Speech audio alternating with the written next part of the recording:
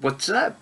Another video. If you haven't read the title, it's right on my hat, pretty much. The Legend of Vox Machina. First two episodes finally out. At least for the backers for the Kickstarter. Um, and I had to wear the beanie, and I'm wearing. I don't know why I decided to wear this shirt. I have some Critical Role shirts. I decided to wear this one.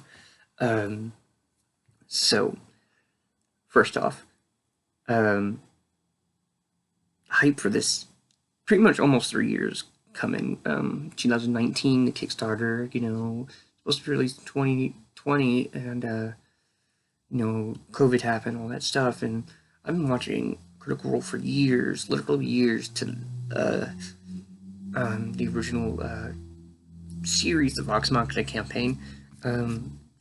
Having some really famous villains in that series, very much D&D, and having these famous people, if you would like to call them anime voice actors, people who I've seen in other medias, and whether it was Dragon Ball or Fullmetal Alchemist or the various shows that a lot of the voice cast of the main cast of the Critical Role had been in. And that's what got me into Critical Role, really, was someone said, hey, check out Critical Role. I'm like, okay, cool. Checked out Critical Role, because I did play D&D as a child. I played D&D from the age of 11 to about 16. Teenage years, pretty much. Older kids, about guys who were in their high school years who played third edition, got me into Dungeons and Dragons, and it was around their time, around 16 years old. I had been skateboarding for quite a few years, but that's when I really was like, hey guys, because I was getting into girls, I was getting this, wanting to be outside, to skateboard, and that's what I did more, and then play D&D, and I stopped for quite a long time, and then I got back into it about, actually playing 2018. I started watching Critical Role a little bit before that, maybe the end of 2017 or the beginning of 2018, something like that. I got into Critical Role again, and I watched all, pretty much, I stayed up to date with Campaign 1, Campaign 2 is where I really got heavy into it, and because Campaign 2, I think, are my favorite characters from all three campaigns so far. But Campaign 3 is doing pretty well too. But Vox Machina, you can't shit on that campaign at all, because that is a very fun and very unique campaign and very different. And that's the best choice for them to do as an animated series. Doesn't mean later down the line, maybe we'll see the Mighty Nine, or we'll see, the Exandria series characters come and do series. But it's a really good show. If you ever watched, if you're interested in Dungeons and Dragons and this fantasy and how this happens, go and play it. Find a local gaming store near you. Go online. Go buy a book. Buy the starter kit. It's like $15, $20, depending on where you buy it. At Walmart, they have it. They have it at Target. That's how this whole thing of Critical Role came from. It's like them playing D&D for fun, and then they like, let's stream it, let's show it to people, and they did it, and then Geek and Sundry picked them up, and we went from there, and then they left Geek and Sundry and became their own thing, and it's just crazy how a company came from there to here. Critical Role, the first campaign, was amazing. You could tell these people with the experience of storytelling and voices and characters. From that comes into the show, and these people, these characters, the beloved characters they played for years, literal years, translate into animation, and they step into the shoes of their characters like no time has passed, and like how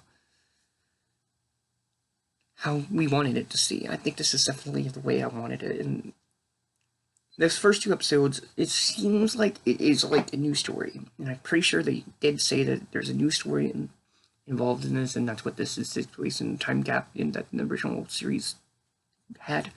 But it fits so well, and we get to see Alora Valsorum. Is that how you say it? Alora.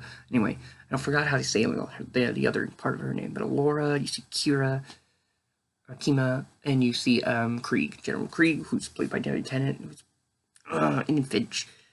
I thought Finch was gonna have a little bit more screen time, but he didn't. But just the mystery around that, really good. We get to see a lot of great things. We see Gilmore,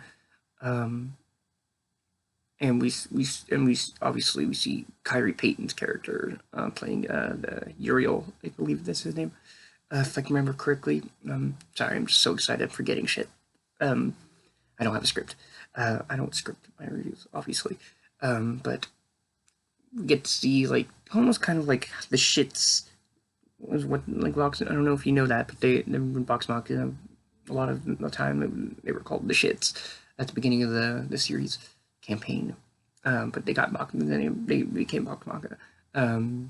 But where they were these rundown people. People know them as these shitty people, and the series pretty much picks up with them being active for a pretty long time. It seems like, or at least a good amount of time. They've maintained some relationships, and you can tell that for sure with all the bars in Iman, and this show gives off a very much a Avatar: Last Airbender vibe, but with rated R feels, because it definitely gives you that Last Airbender vibe when you watch it. It's like even the voice acting, the way it sounds, reminds you of Avatar: Last Airbender, and you just can't help but smile. At least I couldn't help but smile watching this. It was really, really good. I enjoyed it a lot. But let's get into the actual reviews and my opinions, and there's going to be some spoilers in this. So if you have not seen Legends of the Vox Machina yet, if you're not a Kickstarter backer, Friday, the 28th of January 2022, that's when it will drop. The first 3 episodes actually drop, so I'll be reviewing the 3rd episode on that Friday. This Friday as well, when I get off work, or maybe, probably when I get off work, or before I go to work. We'll see. But going from that, the series opens up with the intros that you've seen in the Vox Machina trailer, where it's this group of heroes and they get destroyed, wiped out by the dragon, before you know it's a dragon, and you could tell it's kind of like, wow, this is D&D, and then it goes into like pans into the bar. We get to see that bar fight from the first trailer, and it's a lot cool, and get to see like what they could do and how bad they are. And something I was not expecting, they scan into the bedroom where Scanlan is, and you just see full nudity, him and a woman, an elven woman it looked like, just being Scanlan, and Percy getting thrown in, and there's, oh my god, it was really good. And I can't, me describing this, I'm not going to describe it in detail right there, but man, this gives you everything you want out of all those characters in the drinking scene that they do. And they get thrown out, obviously, on the streets, and voice acting is just on point, and there's no like roughness. I mean, some of the faces, like the facial features of the eyes, are kind of rough, and the way they kind of look derped a little bit in occasional shots, not every shot, but some shots. But that also gives you the Last Airbender vibe too. But it looks so good. The shading and the world, you feel these places are real, and some of the places where you just picture Matt describing some of these locations is really good. Eventually, they take on this job because they have no money, have 2 silver. They don't really want to be good guys, they just want money. Because Percy says it best in the show, where he's like, being good is not a luxury we can afford, or something along those lines. I don't know, it could be, because I'm just so excited. And which is Percy, God, it's almost like he doesn't want to be seen, which you'll know why later on in the series, probably. But you see how, like, and they all sit there and they do say, like, why, like, we're all so different, and we all want to, like, you two, you just want to kill people, you just want to sleep with people, like, it's like, we're all different, and, like, why are we even together? And that's very much the beginning of that Vox Machina campaign, too, when you realize, like, why are we all hanging out? And you get that vibe here as well. And you get to see so many D&D, like, spells and attacks, without them, being named, but, like, you can definitely tell, like, they got some permission to use the way they do certain things, probably. But it goes on, they get hired by the government, the Council of Taldori, to take down this creature that they didn't know at the time. They go to this town on the way there. It's very much like it's very much like a sped up 30-minute, pretty much a shortened critical role episode. or at least part of a Critical Role episode. Like, it's like bits and pieces taken out of a Critical Role episode and put into a show. But they go into town, they talk to some people, which is very interesting that they do, and they have some of the little hijinks that you can see that they get in without the 5-hour chopping montages.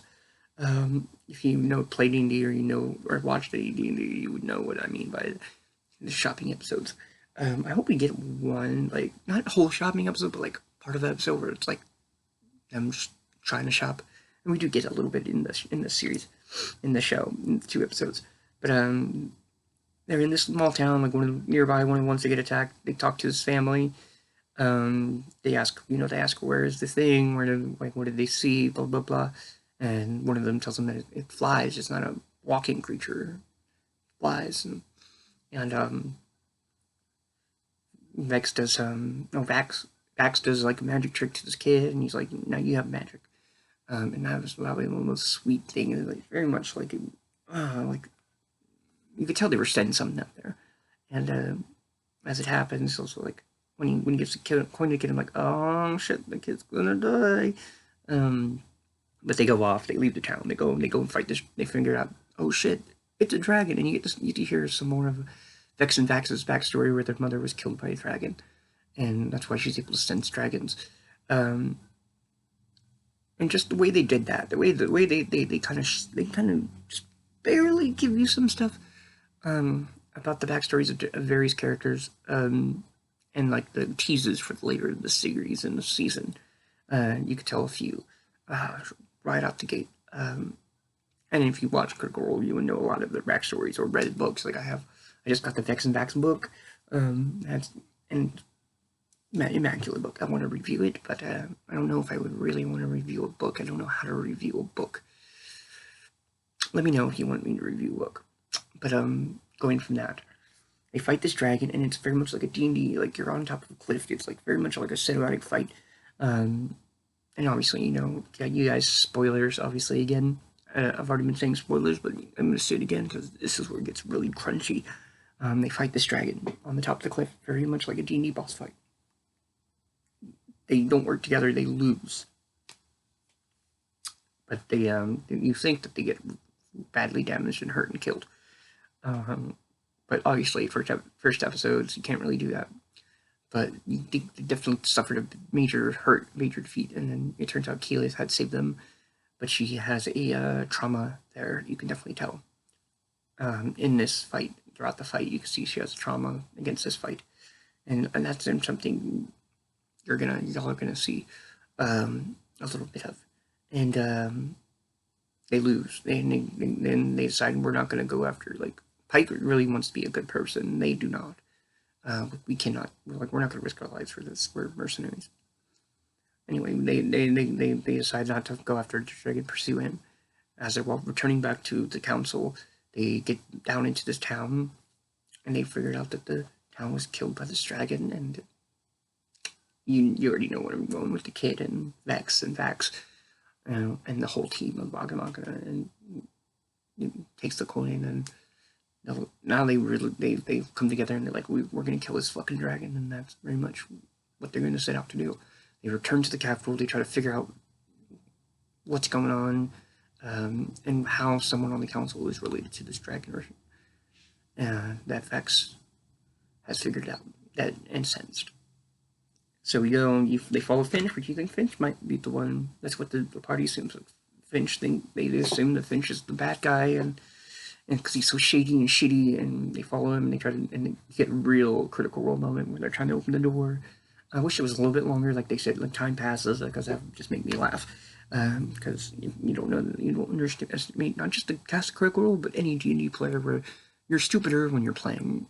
This is one of those cases where, like, there's a lot of cases like that in, like, campaign 1, where, like, it takes forever to do one thing. They do give off that vibe, and it's very funny for a D&D player, it's very much like, I know that, I feel that. But going from that, they eventually open the door, they're following Finch, and they get to him, and there's some other stuff they run into. Before this Gilmore, they went to Gilmore's backstage, and you get the whole oh, I like Elven Boy and whatever, and they figure out like some stuff about the dragon before that as well, before they meet up to go into this building where Filcher's going, and they think that he's going to kill Krieg. They make him look super likable at the beginning of this show. I didn't know. I mean, I did, but it didn't. If that makes sense. Like I knew because of the person they cast as Krieg, this might happen. But Fitch gets stabbed, and it's Krieg. And if you don't know who Krieg's played by, if you didn't watch any of them, that is David Tennant. And David Tennant's played some really fucked up characters, and he's really good at it.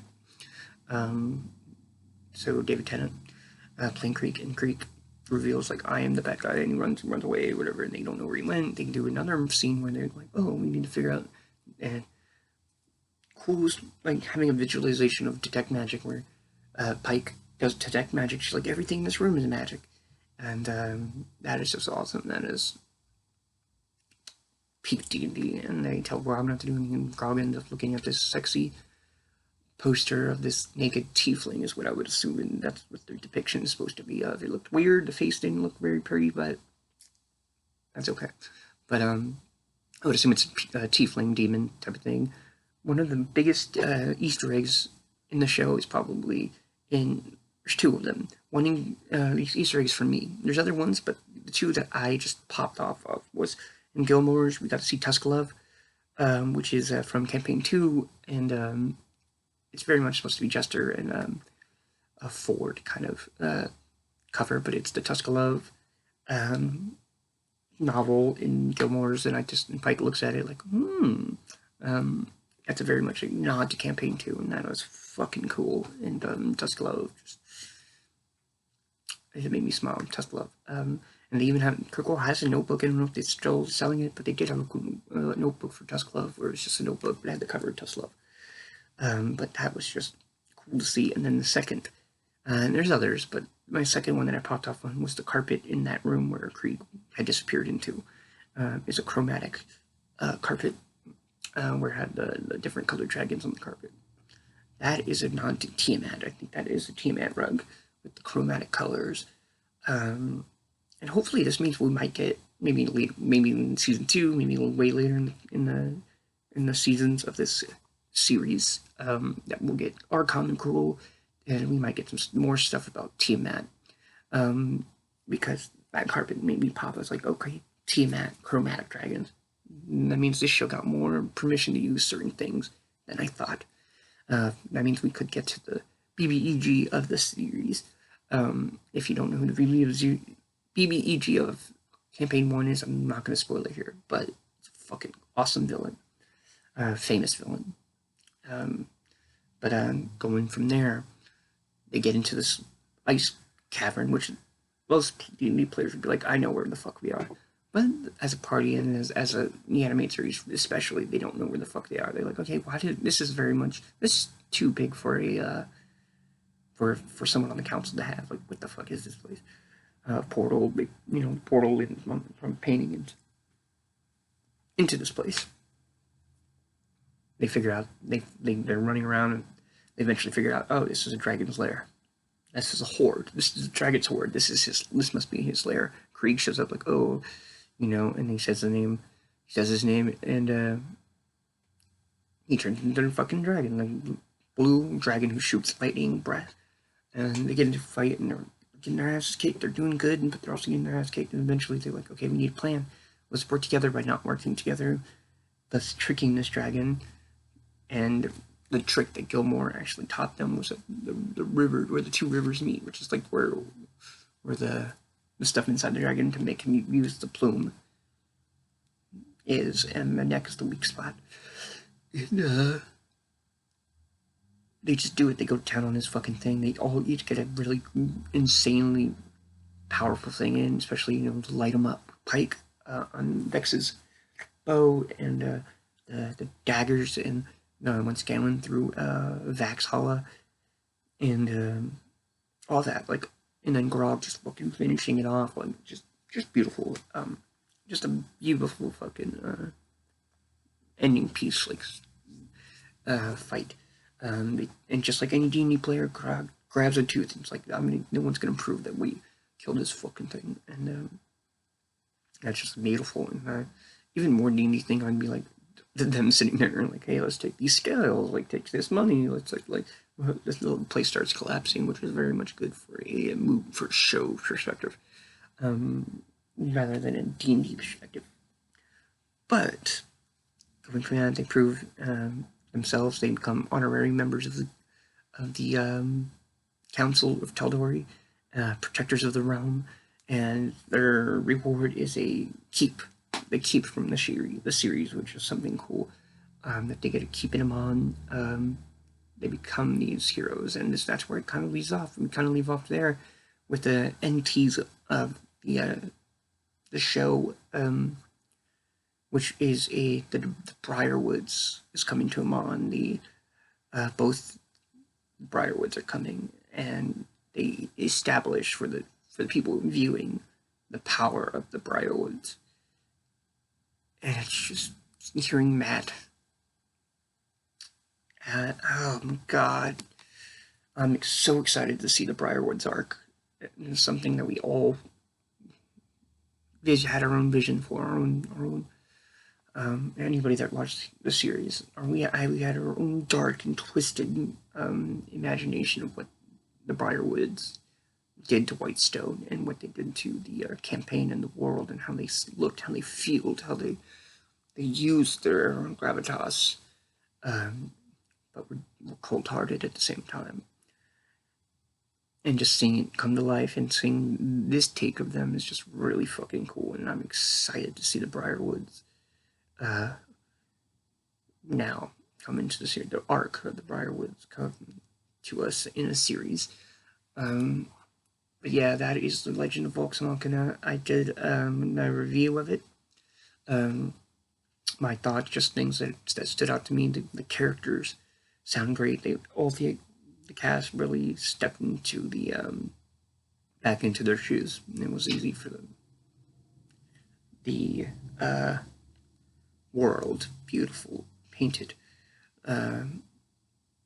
Just D&D as a show. Definitely probably the best D&D thing I've ever seen adapted.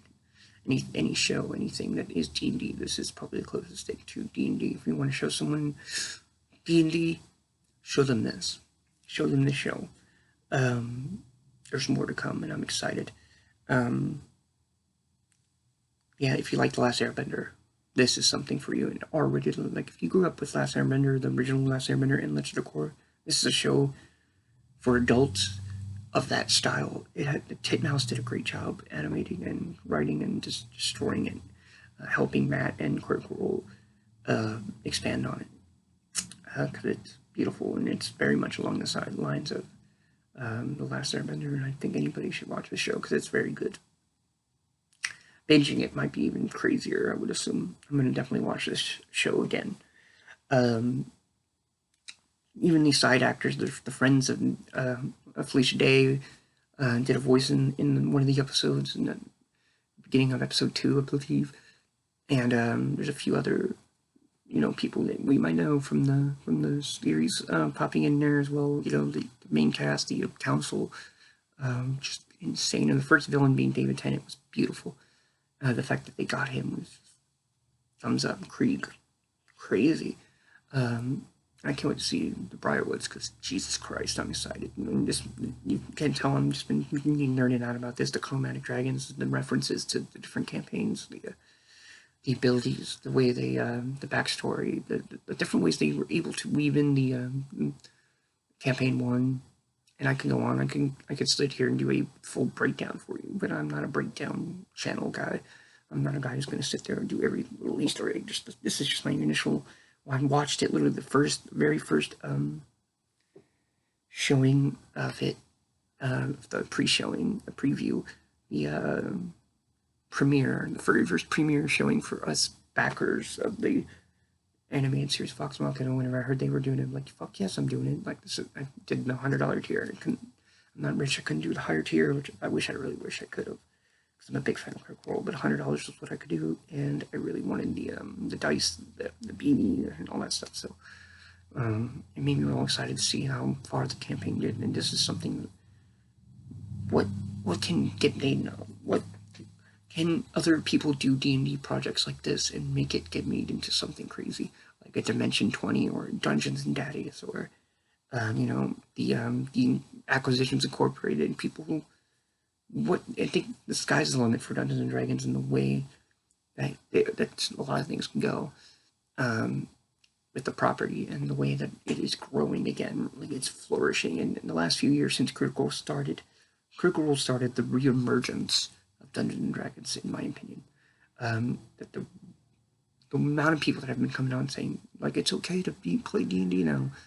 The Joe Manganiellos of the world, the big shows, the Matt Mercers, the Felicia Days. Like, there's a lot of people out there that have flourished and have a good way is to facetate Dungeons and Dragons to us.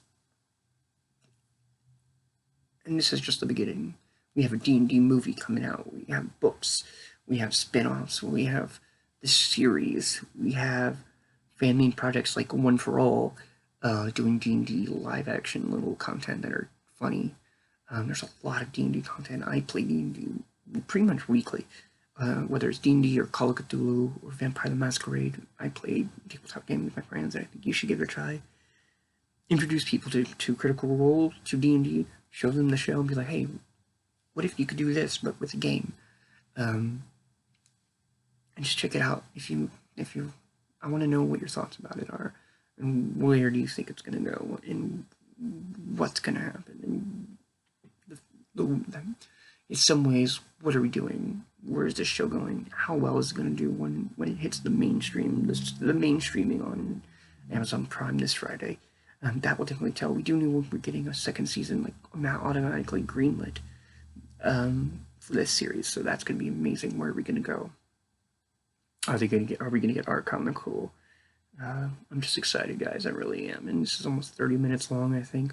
I'm gonna, probably stop talking because there's a lot of, I would love to get into some chats in the comments because Jesus Christ, this is a great show. I'm gonna give this show a 8.5 out of 10. I'm not gonna say it's perfect. There are some problems with it, but as a fan of it, I think it's solid 8.5 up there. And I think this show could end up being the adult Avatar: The Last Airbender style show. And I think more shows will come soon from this success. But yeah, 8.5 out of 10. I'm not gonna say it's nearly immaculate, but it is fucking amazing and a lot of fun. Check it out when it comes out on Friday. It's gonna be perfect. I think so. If you liked the video, thumbs it up. If you didn't like it, thumbs it down. If you don't give a fuck, flip me off in the comments below. Tell me what you think of The Legend of Vox Machina. And I'll see you in more videos very soon. This is my review. Hopefully it doesn't get taken down because it is coming out before the main series on Friday. But I'm uploading it anyway. And I'll keep the video up. And if it gets taken out, I'll upload it on Friday. So I'll see you in another video. Stay rolling. And let's roll.